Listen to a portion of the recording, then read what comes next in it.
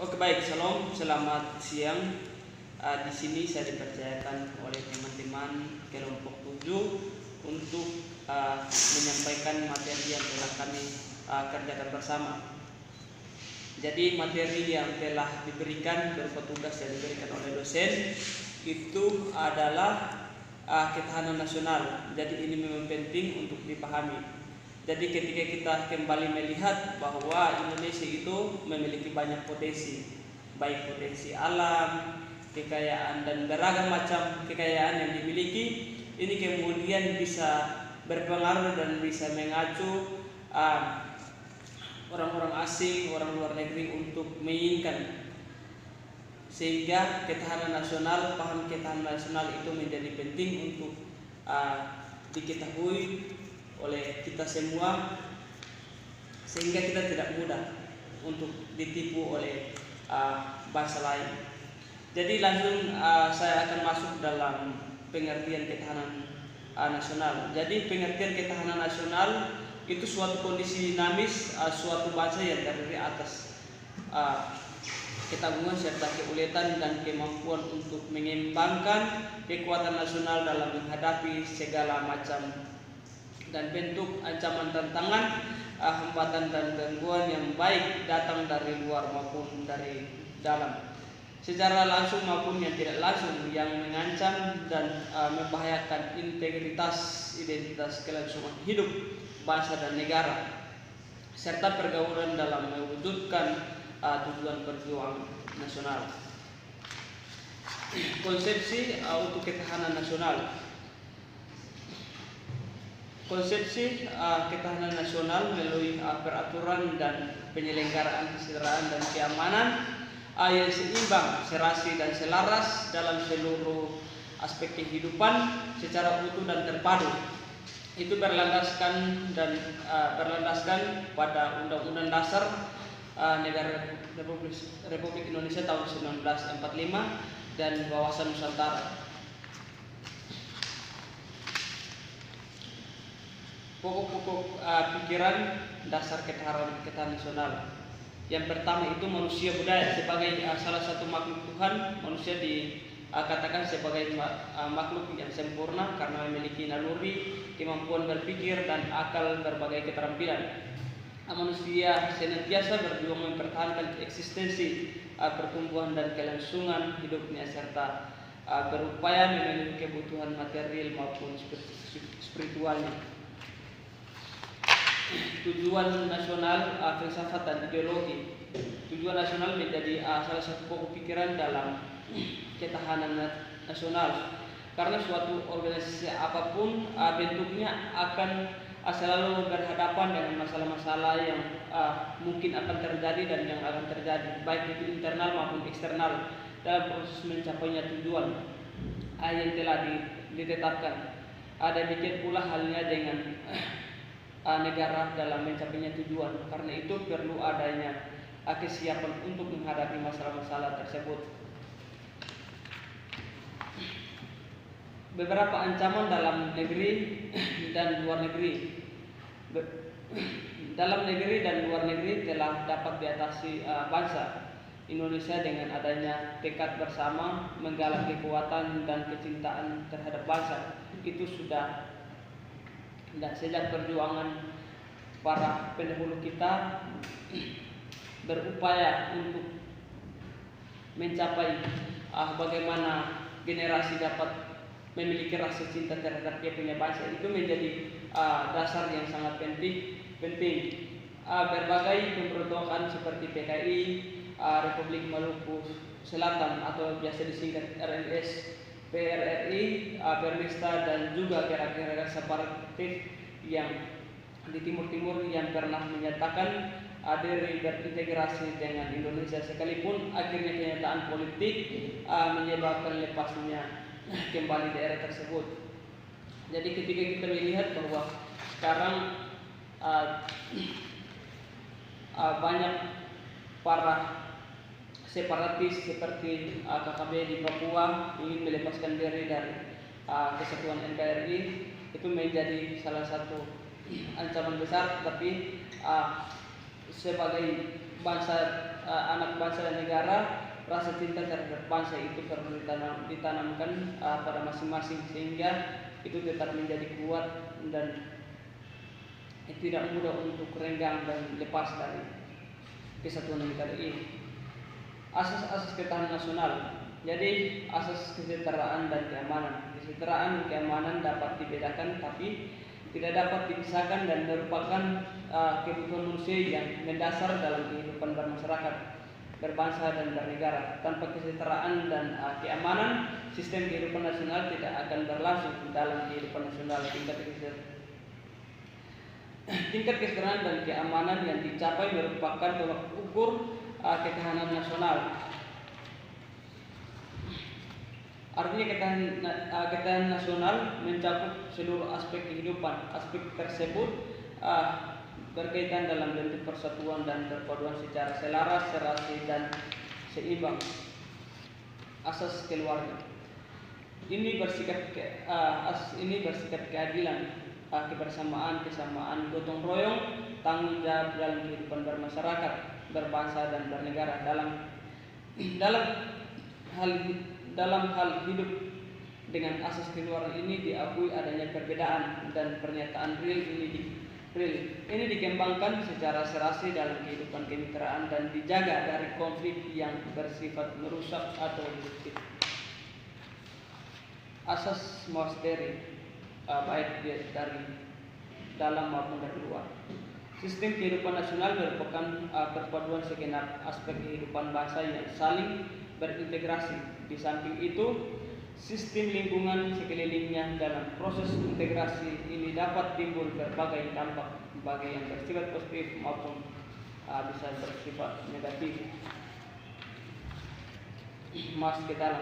Masuk ke dalam bertujuan menumbuhkan hakikat, sifat dan kondisi kehidupan nasional itu sendiri berdasarkan nilai-nilai kemandirian yang proporsional untuk meningkatkan kualitas derajat kemandirian bangsa yang tangguh. Ciri-ciri ketahanan nasional. Ciri-ciri ketahanan nasional merupakan kondisi sebagai persyaratan utama bagi negara berkembang, difokuskan untuk mempertahankan kelangsungan hidup dan mengembangkan kehidupan, tidak hanya untuk mempertahankan tetapi juga untuk menghadapi dan mengatasi tantangan, ancaman, hambatan dan gangguan baik yang datang dari luar maupun dari dalam, baik secara langsung maupun tidak langsung. Sifat-sifat ketahanan nasional Indonesia. Ketahanan nasional memiliki sifat yang terbentuk dari nilai-nilai yang terkandung dalam landasan dan asas-asasnya, yaitu mandiri. Ketahanan nasional yang percaya pada kemampuan dan kekuatan sendiri tersebut, pada keuletan dan ketangguhan yang mengandung prinsip tidak mudah menyerah dengan tumpuan pada identitas, integritas dan kepribadian bangsa. Kemandirian atau independensi ini merupakan persyarat untuk menjalin kerjasama yang saling menguntungkan dalam perkembangan global. Kedudukan dan ketahanan nasional merupakan suatu sistem yang diyakini kebenarannya oleh seluruh bangsa Indonesia serta merupakan cara terbaik yang perlu diimplementasi secara berlanjut dalam rangka membina kondisi kehidupan nasional yang ingin diwujudkan. Wawasan Nusantara dan ketahanan nasional berdiri sebagai landasan konseptual yang didasari oleh Pancasila sebagai landasan ideal dan Undang-Undang sebagai landasan konstitusional dan paradigma pembangunan nasional. Sebagai fungsi ketahanan nasional dalam fungsinya sebagai doktrin dasar negara perlu dipahami untuk menjamin tetap terjadi pola pikir, pola sikap dan tindakan dan pola kerja dalam menyatukan langkah bangsa yang bersifat interregional maupun multidisiplin. Konsep doktrin ini perlu upaya tidak ada cara berpikir yang berkotak-kotak atau sektoral. Mewujudkan keberhasilan ketahanan nasional Jadi politik dalam negeri, cara mewujudkan ketahanan nasional di bidang politik dilihat pada aspek politik dari negeri, sistem pemerintah yang berdasarkan hukum, sistem pemerintahan berdasarkan hukum tidak berkedaulatan di tangan atau yang berkedaulatan di tangan rakyat dan dilakukan sepenuhnya oleh MPR sebagai perwakilan seluruh rakyat Indonesia. Mekanisme politik memungkinkan adanya perbedaan pendapat, namun perbedaan pendapat tidak menyangkut nilai dasar sehingga tidak berseberangan yang dapat menjurus pada konflik fisik. Kepemimpinan nasional maupun mengakomodasi aspirasi yang hidup dalam masyarakat dengan tetap berpegang pada Pancasila, Undang-Undang 1945 dan wawasan kebangsaan. Sifat-sifat pertahanan nasional. Beberapa sifat pertahanan nasional yang ada pada mungkin akan dijabarkan seperti yang pertama adalah mandiri. Artinya bahwa percaya pada kemampuan dan kekuatan sendiri dan tidak mudah menyerah. Sifat ini merupakan syarat untuk menjalin suatu kerjasama perlu dilandasi oleh sifat kemandirian, bukan semata-mata tergantung pada pihak lain. Yang kedua itu sifatnya dinamis, artinya tidak tetap, dia naik turun tergantung setiap situasi dan kondisi bangsa dan negara secara lingkungan strategisnya. Dinamika ini selalu diorientasikan ke masa depan dan diadakan pada kondisi yang lebih baik. Yang berikut dari bawah, artinya keberhasilan pembinaan ketahanan nasional yang berlanjut dan kontinu tetap dalam rangka meningkatkan kekuatan dan kemampuan bangsa. Dengan ini diharapkan agar bangsa Indonesia mempunyai harga diri dan diperhatikan oleh bangsa lain sesuai dengan kualitas yang melekat padanya. Atas dasar pemikiran di atas maka berlaku logika semakin tinggi tingkat ketahanan nasional maka akan semakin tinggi di bawah negara pemerintahan sebagai penyelenggara konsultasi dan kerjasama. Hal ini dimaksud adanya saling menghargai dengan mengadakan pada moral dan kepribadian bangsa. Hubungan kedua belah pihak perlu diselenggarakan secara komunikatif sehingga ada keterbukaan dalam melihat kondisi masing-masing dalam rangka hubungan. Ini diharapkan tidak ada usaha mengutamakan konfrontasi serta tidak ada hasrat mengandalkan kekuasaan dan kekuatan fisik semata.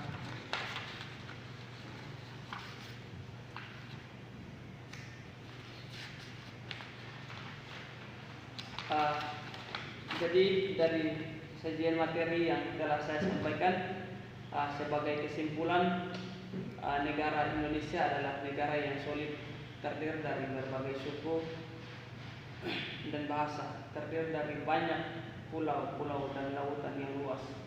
Jika kita sebagai warga negara ingin mempertahankan daerah kita, daerah gangguan dari negara lain, maka kita harus memperkuat ketahanan nasional kita. Ketahanan nasional ada cara paling mampu karena mencakup banyak landasan seperti Pancasila sebagai landasan ideal, Undang-Undang Dasar sebagai landasan konstitusional, dan wawasan Nusantara sebagai landasan visional. Jadi dengan demikian ketahanan nasional kita sangat solid.